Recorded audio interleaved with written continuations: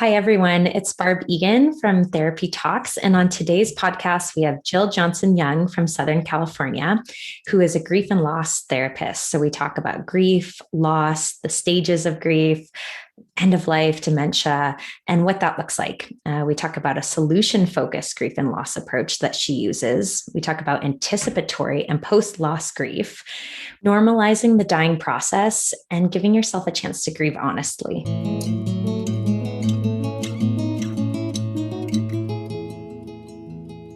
Jill, thank you so much for coming on today. And yeah, we just love to hear about where you are, what you work in, and just your story, kind of how you've gotten to where you are today. All right. Well, I am a licensed clinical social worker. I live in Southern California. I co-own a private practice. We have about 36 therapists now. And we have a nonprofit that we just started this year. So we're training students as well. My business partner, Sherry Shockey Pope, and I have been busy for the last 10 years.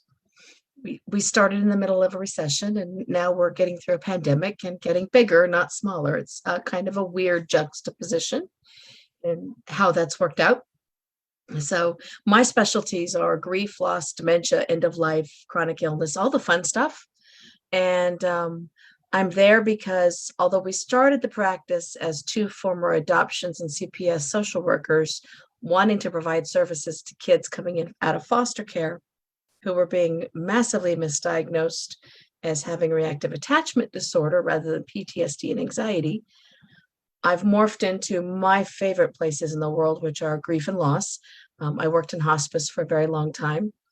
I've also been widowed twice, and I'm now married to a funeral director. So my world is grief, loss, end of life, dementia, because it's what I live and what we live. And I find that lots of people don't do grief in a solution-focused way, and I do. Mm-hmm. Could you tell us more about that for our listeners? What does that mean? What is grief in a solution-focused way? Well, when you've been widowed twice before 50, you get really used to that face people give you when you say, I've lost my spouse, that, oh, right. And it just gets to be a little much after about the 10th or 100th or 500th time. And I'd done hospice for many years long before when all of the hospices did grief education with a program that included a statement that said, you shall not make any changes for the first year after your loss. Not allowed, not okay. There was no research behind it. There was none. There's nothing that supports that. And everybody was using 5 stages, and 5 stages are meant for before someone dies. Those are anticipatory grief. Those are not post-loss grief. And all of the grief programs work from that precedent that that's grief. And so I have created my own approach and included some things from the Grief Recovery Institute and from Bill Warden's newer work and from just practice on the ground and the current research coming out of just about everywhere right now. And my approach is you use grief as a time to do work, to finish what's left, to really recognize who it was who really died, not that angelic, whitewashed, pretty version of whoever it was who died. And you take that person and give their life meaning and take them with you. You don't get over it. You don't leave them behind, but you do finish the grief process and recreate your life into what you need it to be now, given that this person has died. And my approach incorporates after-death contact, because that's a thing lots of people want, but won't tell their therapists about. And it incorporates using pets, because we have current research from just last year that shows that our clients trust their dogs more than they trust us to share the hardest parts of grief with.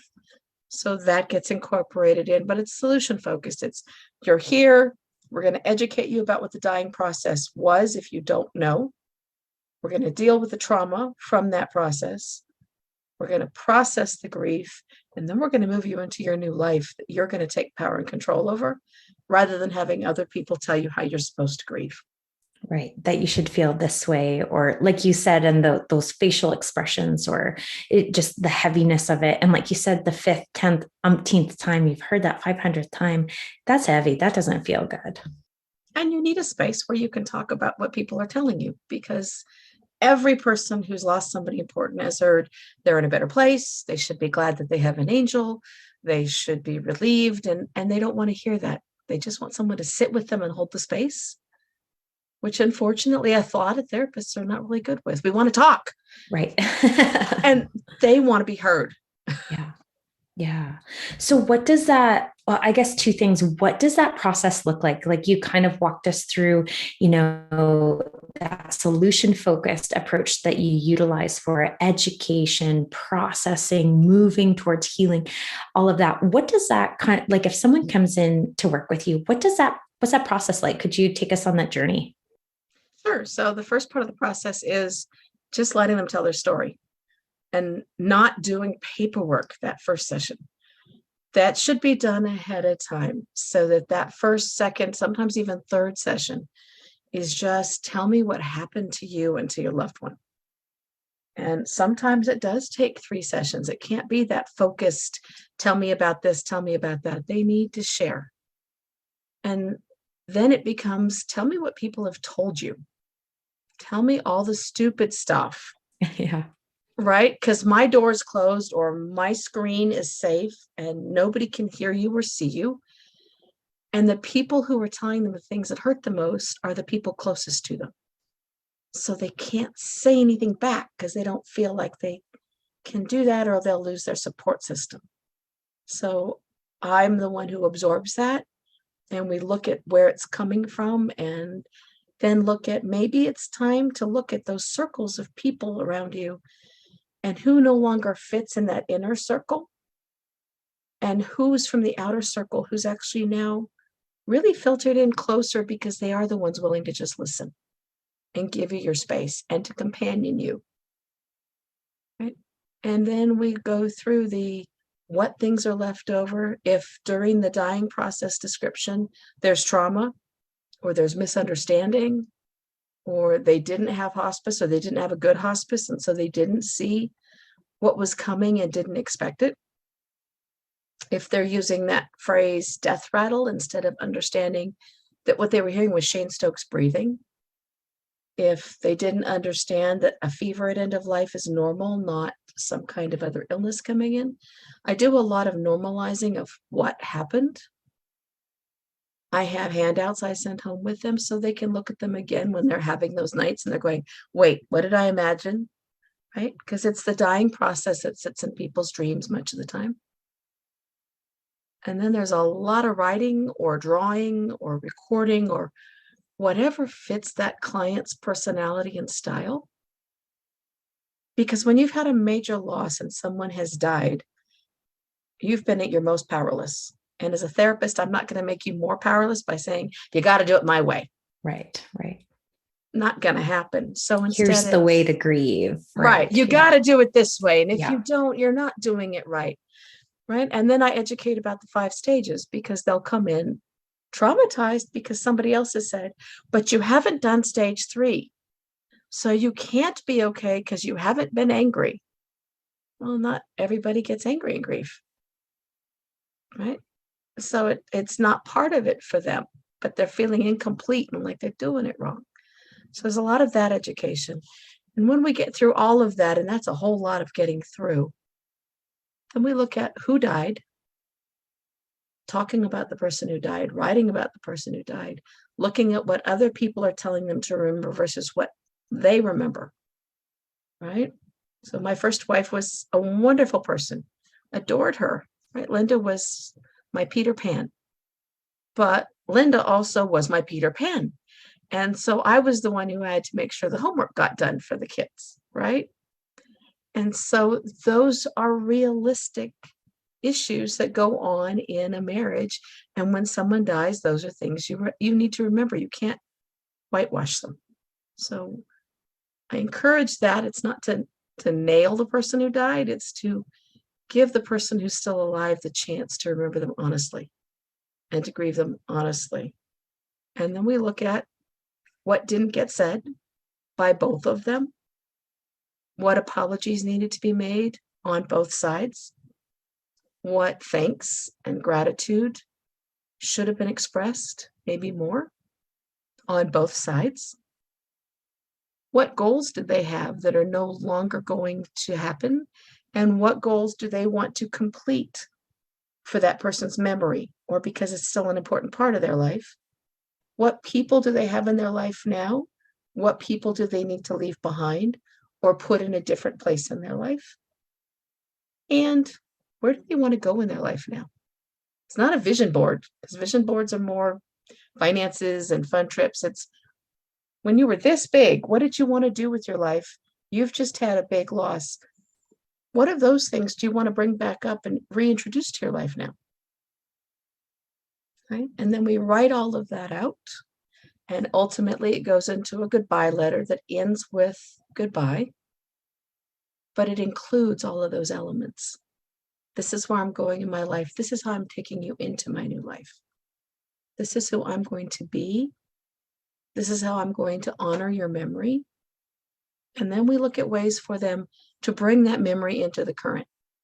Do they want to do, my favorite thing is that like Little League scholarships or Girl Scout scholarships, or, they're not expensive, but you get to give a certificate to that child with your loved one's picture and name on it that says this person loved those things and I hope you do too. And here's all the equipment and the dues you need for this year. Right? Things like that, or the park bench or the whatever it is. How are you going to make sure their name gets said? How do we make sure at Christmas or Hanukkah, Easter's coming up? How do we remember them at those days so that they're still present? How do we make sure that if it's a mom, that Mother's Day gets honored instead of avoided, right? Or hated, because that's not helpful, because Mother's Day shows up and every single Hallmark show is about it. The grocery store explodes in pink and purple and right, those things. So it's a whole lot of pieces, but it resolves the what's left and moves into the where I'm going now. That makes sense? Definitely. Yeah. And I think, you talked on the 5 stages of grief. If for some of our listeners, they may be familiar with that, they may not be. Would you kind of overview those 5 stages? They're not necessarily step 1, 2, 3, 4, 5. And then you had said, they're kind of that anticipatory grief. Can you expand on that as well? Elizabeth Kubler-Ross was an amazing woman, and I give her all the credit in the world for being the first person in the United States to really talk about death and dying. And that was her first book. It was called On Death and Dying. And it freaked a lot of people out. And unfortunately, now so many years later, right, we're still all freaked out when we talk about death and dying. Except at our table, we talk about that in embalming too. But the 5 stages were her way of categorizing what a dying person was experiencing as they were dying.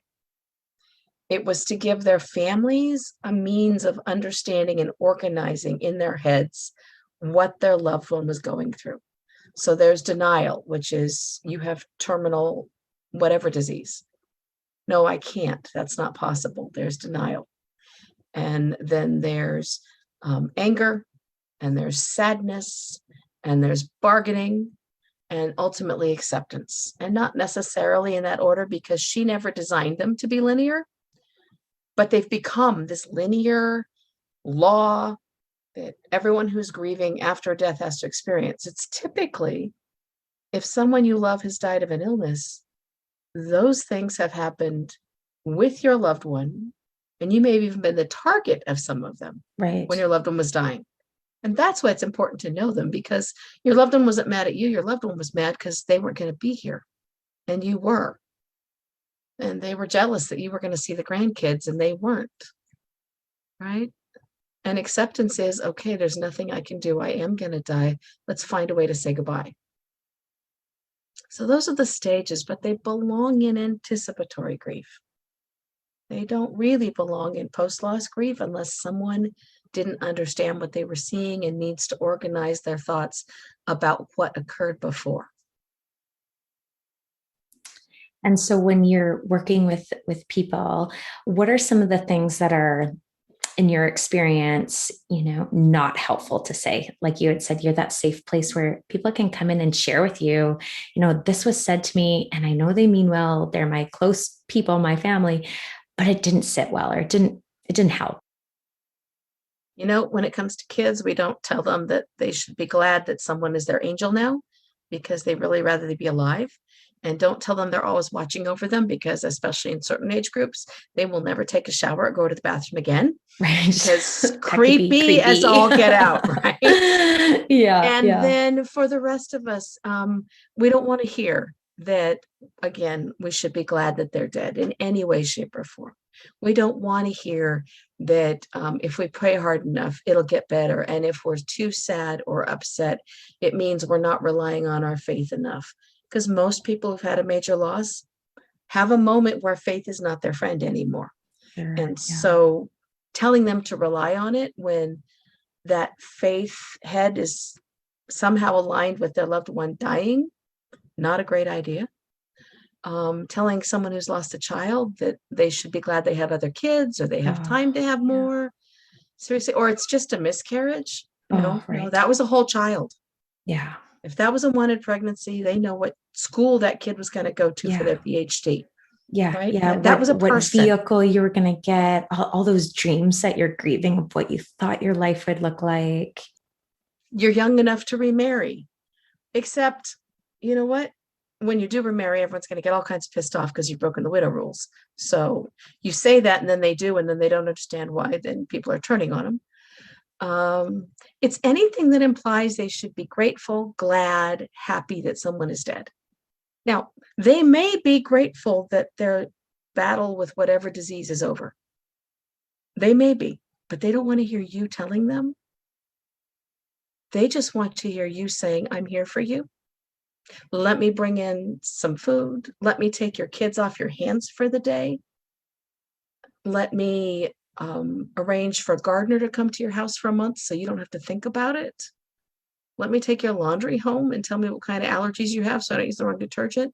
They want the stuff that makes life so they don't have to think so much for that first 1 to 3 or 4 months.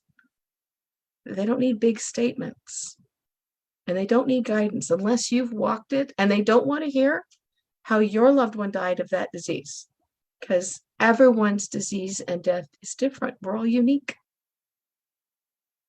And it's interesting. I didn't hear you say once, what to say, like as an example of what to say to someone or walk with someone of what can I do, or let me know if you need anything. When we do things like that, people mean well, maybe, but that's a lot to put on someone who's in the grief process and just heavy.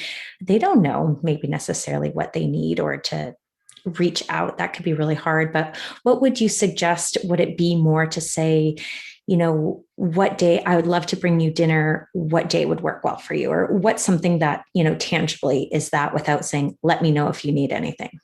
Reach out if you need. What do you know? What do you want? What do you need? Tell me. Yeah. I work with grievers on how to identify all the things they have to do during the day so they can identify what they can put off on somebody else. Offer to do the tangible things. If it's a parent who's had a loss, then getting the other kids to where they need to go. That's important. When my first wife was dying, she died on Good Friday, which was right at the beginning of April that year. And it was the beginning of prom season. And I have 3 teenage daughters. And so I had people who walked in and scooped the kids up, and 3 prom dresses or homecoming or whatever, all the dresses showed up and the hairstyles got done, and I didn't have to organize. Wow. Right? When my dad died and my mom was in her mid-70s, then her friends came by and brought in coffee and just sat on her porch with her and just talked about memories of my dad. Yeah, like you said, of talking about, the loved one that's passed, like reliving those memories, using their name, because sometimes that can be, I don't want to talk about them, or maybe I'll upset them. But the reality is they're probably thinking about them and they just feel really alone. But to have a safe person be in it with them is actually quite helpful and healing. Elizabeth Gore had a wonderful quote about when she was, not Elizabeth Gore, Elizabeth, who died, wife of a presidential candidate. There goes my memory. Anyway, there was a quote she gave. She'd lost a child. She's ultimately died since then. And she said, when someone has lost somebody and you say their name, You're giving them a blessing. You're not causing them pain. You are reminding them that they were here and they mattered and you still remember. And it's a gift. And that is definitely someone can do. Send cards in the mail so that when they go to the mailbox, it's not just life insurance and Social Security and all the things. There's a happy note, not the sappy cards, not the ones that say all the things, right? There are some really fun grief card lines now that talk about things like, I promise not to tell you how my hamster died. I'm just here for you. Or the next time someone refers to this as a journey, they better be buying you a cruise, right? Things to make them laugh, and then give the person permission to laugh and to smile. Because there's a lot of self-editing that goes on for grievers, because they feel like if they laugh, people are going to think badly of them. Right. Or there's like this guilt around it. I should be mourning. I should be sad. Yeah. Right. In grief, there should be laughter. And if you are remembering someone you loved, there was laughter before, there should be laughter afterward. How do you help people? You alluded to this earlier, because obviously when we lose someone, they're human and we're human. We're not perfect. We have good parts of us, maybe not so great memories associated with us too. Mm-hmm. How do you help people hold those in tension together, that both are true? Like you said, not just looking back and remembering with rose-colored glasses or whitewashing it. Oh, they were such a wonderful person. And maybe at times, yes, but there were some hurts associated with that. How do you help people navigate that? I talk about with them, if it's a parent who died, what did you do to them that made them cry when you were a teenager, right? What did they say in response? Let's talk about who they really were.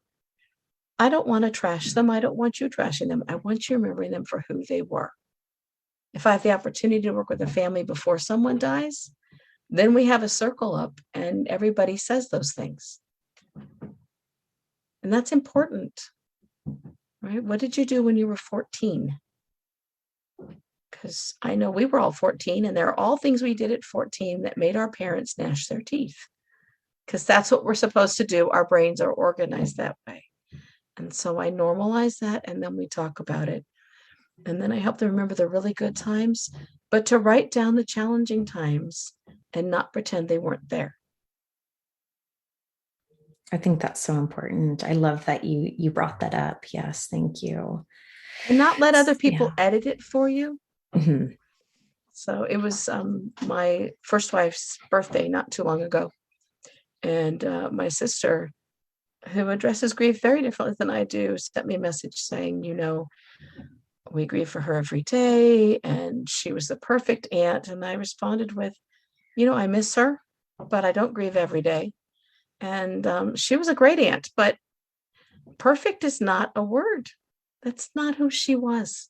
And she would laugh if she heard someone describing her that way. I expect my kids to get up at my funeral and talk about how crazy I get when the dishes aren't done. And I get home, because that is going to be something that I will forever be remembered for, as well as dressing my poodles. Yeah. My dogs have more dresses than my kids did. So what would you say to someone who's maybe, someone that they love is in the active dying process, or they know that it's coming? For most of us, for all of us, we're all going to be impacted by grief and loss and death. We're human. What are some tips that you could kind of say, here's some tools in your toolbox so that when you go through this may help? Or again, reflecting on, hey, this has happened to you. You've had to walk through this. Let's help you, make sense of it, or this may have been helpful at that time. If someone is going to be approaching death, first thing is get yourself some education about what dying looks like. What does it sound like? What does it smell like? What are you going to see? And who's going to be there? And if they are on hospice, make sure you've got a good hospice who knows what they're doing. And if you don't, fire them and get a better one, because you can fire hospice. They are a company, and some are far better than others. So get that good one in, get their educational materials, discuss it with the nurse, and have the staff tell you what they are seeing so that you are ready. Most of the time, a hospice crew can tell you within reason if someone is approaching death anytime soon. So do your reading, do your education, get ready for that. And then all those things I talked about in terms of solution-focused grief, that goes at the beginning before someone dies. What things do you want to acknowledge? How do you want to tell this loved one you're going to remember them? What is their legacy going to be in you that you will carry on? How will you continue to share them after they're dead? Tell them so that they know that, so they die knowing that. And if it's someone who's a little bit edgy, tell them you're going to be okay after their death. I'm going to miss you. I'm going to be sad, but I will be okay. Which is easier to say than that permission giving thing where you say, I give you permission to die, because some people can't do that. But you can say, I'm going to be okay and I'm going to remember you. Say the apologies, give the thanks, tell them what things you remember that you'll never forget. Get some pictures out and look at them together. And even if they're not responsive, they can hear you. So keep talking.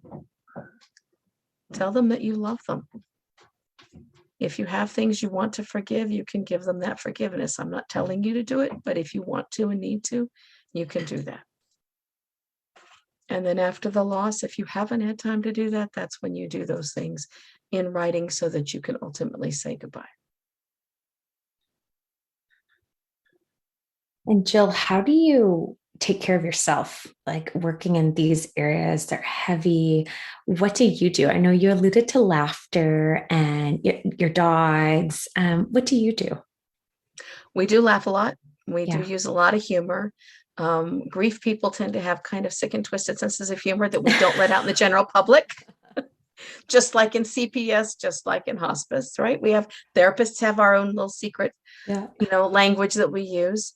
I do have my oodles. We rescue poodles at our house who are very senior and sometimes very ill. And we get them back to health as much as that's possible and enjoy seeing them enjoy a second half of life before their life ends. And so that's a lot of fun. We have one dude right now who's got a collapsing trachea, and he's gone from being almost immobile to running and jumping. And Wow. he collects favorite toys. So now he goes to sleep on his great big puffy bed with a stuffed animal under his head and a stuffed animal in his paws. And he's just turned into a whole little creature of his own. And wow. I mean, it brings a smile to my face and it makes the day better. I take a lot of breaks. I go outside a lot. I get a lot of sunshine. Yeah. Sorry to my skin doc, but yeah, I get a lot of sunshine. Yeah. Southern California. Vitamin D is what it's all about. Huge. Because you've got to be able to get that, right? Yeah. Yeah. And then I also make sure that my wife and I get time together. Yeah. And I try really hard not to watch TV shows that feel too much like work. Right. Yeah. Right. HGTV, buy a house in Italy. I am right there. Family conflict, not a chance in the world that I'm watching that at night. Right. She likes some of those and I step out and go do something else because I'm not going to do that. Yeah. And then I also have my mom that I take care of. She has dementia, but we do a lot of memory stuff with her, and she likes to play the piano still. And so I go over there and sit with her. She plays the piano and we talk about old memories. Oh, beautiful. She's teaching me some Swedish phrases that she can remember now. Oh, neat. So, yeah. Wow. Oh, those are so unique, so lovely, so personal that you're able to do, like to keep you going. Like you said, taking breaks, that's really important. Drinking water, even though I don't enjoy it, I do drink it all the time. Yes, staying hydrated. Yeah. And then when I get a chance, I go out and speak in public because there's nothing more fun than 400 people in a room to talk about grief and make them laugh while we're doing it.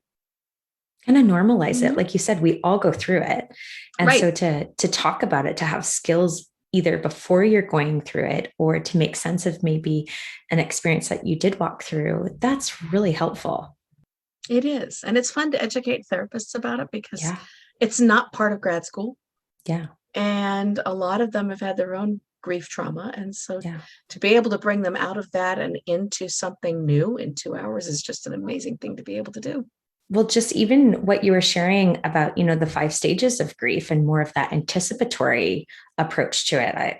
like, that's new to me. And I think that's so brilliant. And, or even to be let into the dying person's experience of what they're feeling. That's huge. Like, that was actually very shifting for me. So thank you for that. That was beautiful. You're welcome. And with COVID, we've had so many people who've not been able to be present. Yeah. And so there needs to be so much more education about this is what the reality was, not that scary stuff you saw. Yeah. And they were getting medications, so they were feeling this, not what you think they were. Right. That kind of stuff is hugely important.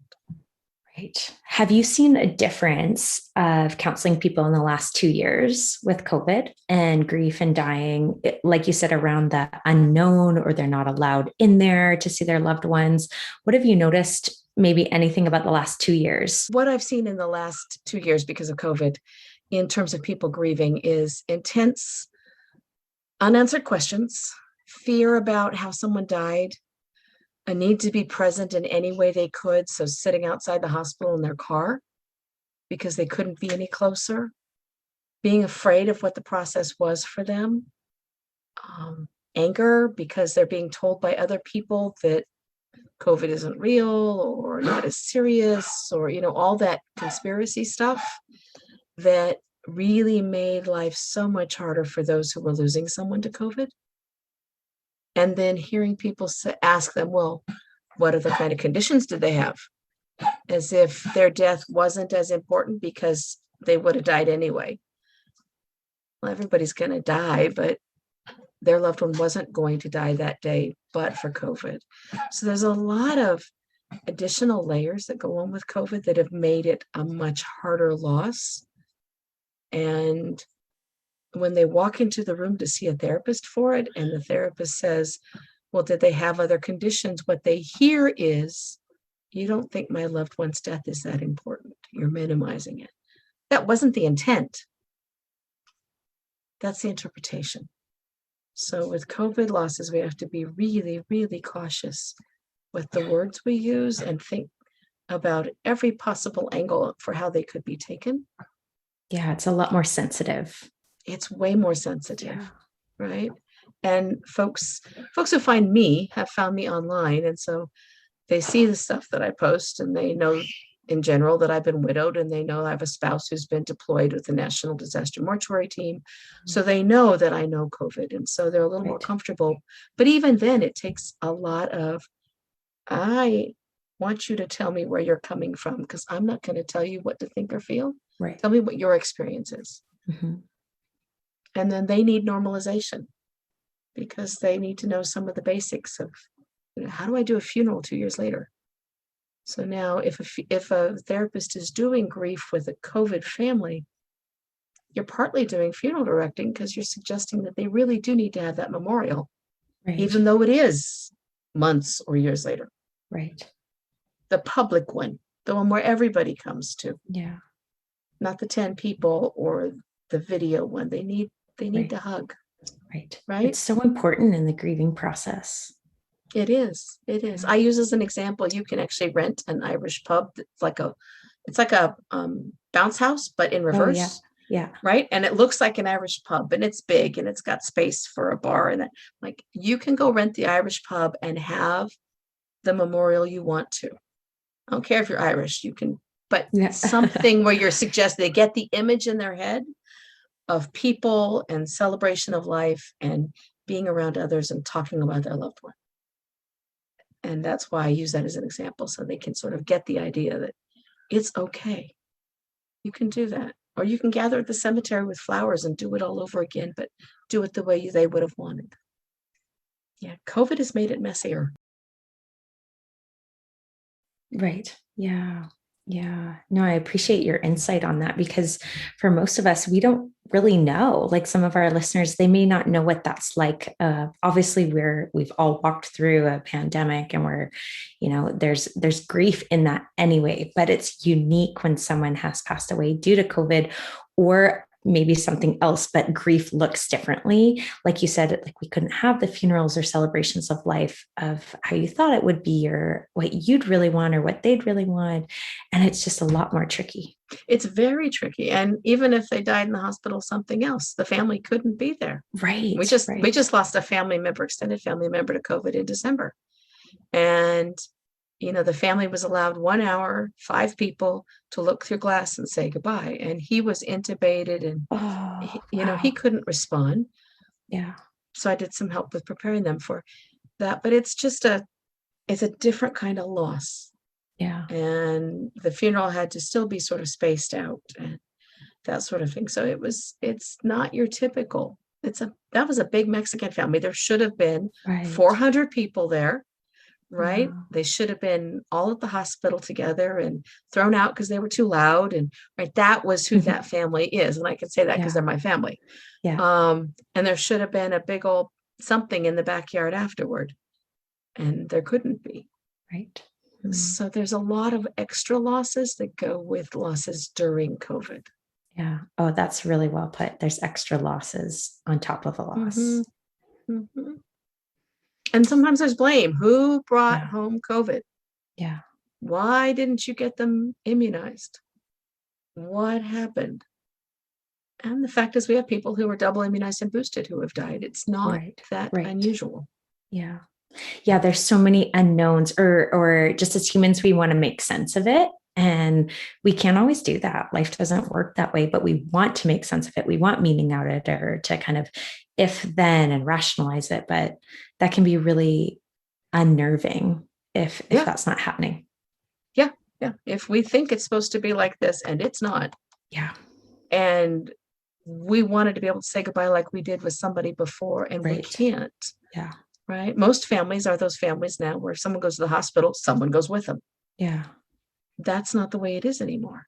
And I don't know that it ever will be again. Yeah. So sometimes we need to change our expectations. Yeah. So, I was in the hospital in November. No visitors. Wow. None whatsoever. And you just have to learn to adapt. But it's hard when it's someone who's dying.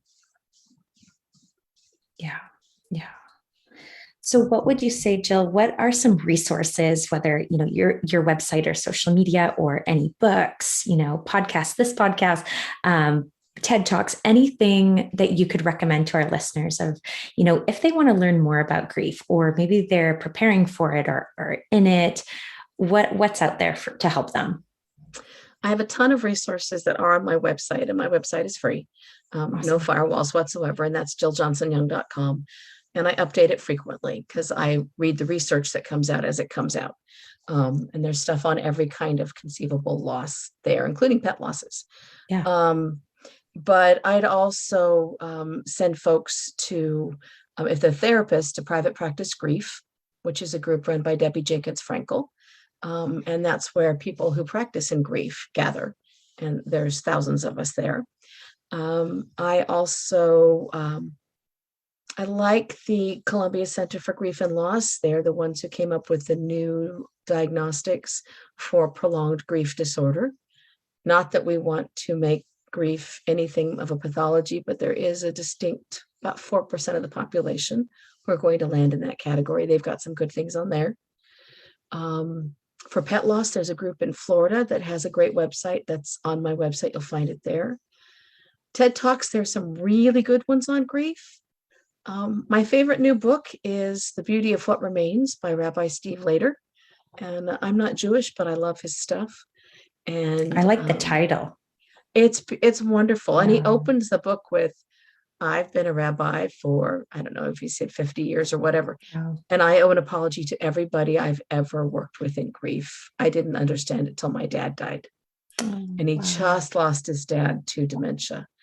And Steve's got another book coming out in June. So I would certainly refer that way because he talks about it realistically. Mm-hmm. And he talks about it from all walks of faith. It's not a faith-based book, but faith is woven into it, but in a realistic way, which is really nice. If you don't understand the 5 stages of anticipatory grief, then Elizabeth Kubler-Ross is the one. I wrote a book called The Rebellious Widow, which talks about the dying process, talks about how to hire and fire a hospice, and does talk about grief and intimacy loss and that sort of thing. It's meant for people who've lost a partner. It works for all kinds of losses. And then I have a lot of other books on my website that are recommended for different ages. The great. ADEC website is really good, the Association for Death Education and Counseling. And then there's a conference that comes up once a year, in addition to ADEC's conference. That's in St. Louis this year. I'm speaking next month there. There's Neat. also the International Death, Grief, and Bereavement Conference. That's in La Crosse, Wisconsin, every year in June.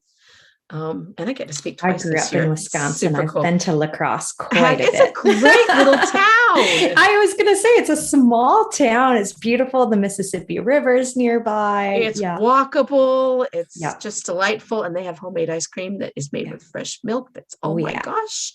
Cheese curds, I recommend it. Brats. All of the stuff, all of it, right?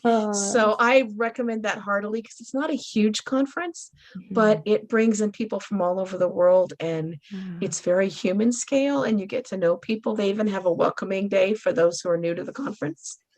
And that's where I go when I want to go behave badly and laugh at bad jokes with my grief people. So I recommend that one. And then in terms of resources, there's Child Grief United Kingdom.